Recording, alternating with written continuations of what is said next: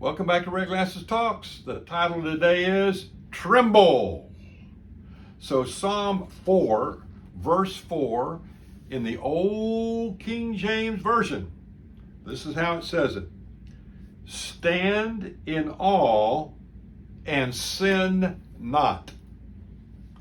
Stand in awe and don't sin. Stand in awe of the holiness of God and don't sin. So what are we talking about here? Well, number one, we don't see in our culture today in 2023 a whole lot of people trembling. So instead what we see is deliberate disrespect for God.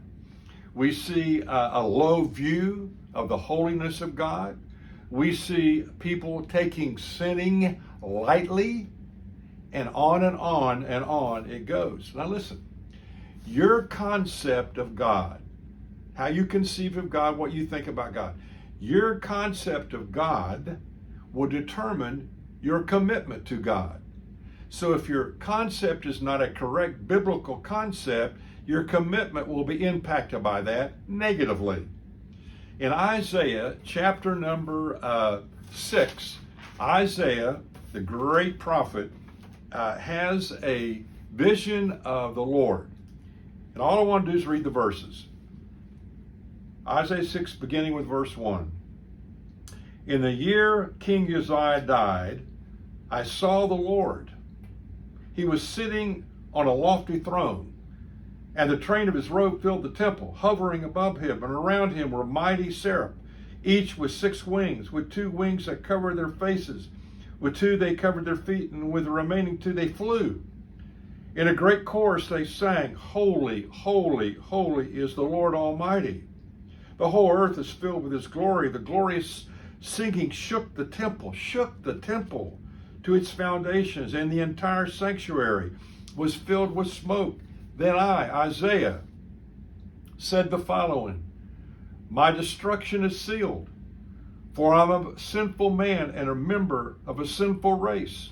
Yet I have seen the King, the Lord Almighty. You see what he's saying here is when you get a vision, understanding, and you're able to comprehend the holiness of God, then the contrast is our sin, our sinfulness, our awfulness.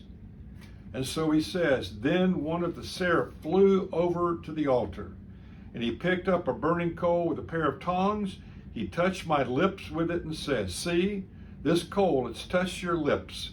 Now your guilt is removed, and your sins are forgiven. Let me tell you what we need probably more than anything in our day and time, especially among people who know Christ, is we need a new view of the awesomeness of the holiness of God. Lord, give that to me, because it'll change your life. So when you become a Christian, 2 major things happen you need to understand. First of all, you ask Christ in, or if you have in the past, he justified you. It's called a theological term, justification. It means just as if you've never sinned. In other words, he legally declares you free from all sin and guilt based upon what Jesus did on the cross plus nothing else. So when he comes into your life, he justifies you based on what he did by giving his life on the cross. Your position before a holy God, because Jesus is covering you, is you're perfect. Practically speaking, though, we're not perfect. And then we enter the process of becoming like Jesus, which is a lifelong deal, which is called sanctification.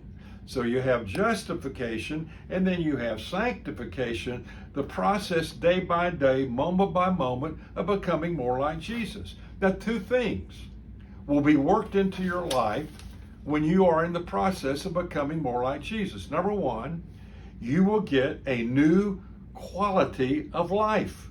If you look back in Psalm 4, verse number 4, he says, Stand in awe and don't sin.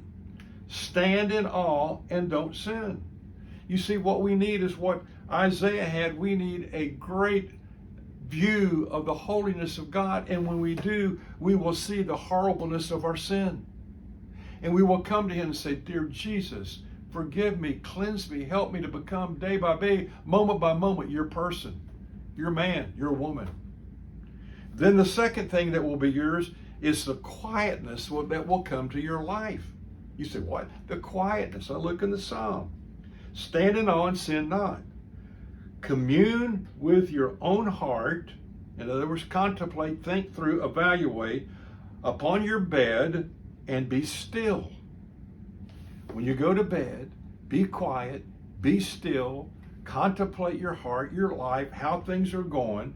What does the word still mean here? It means silent, be quiet, shut up, get off the treadmill, slow down, and focus on him. Not only think about that, do something about it.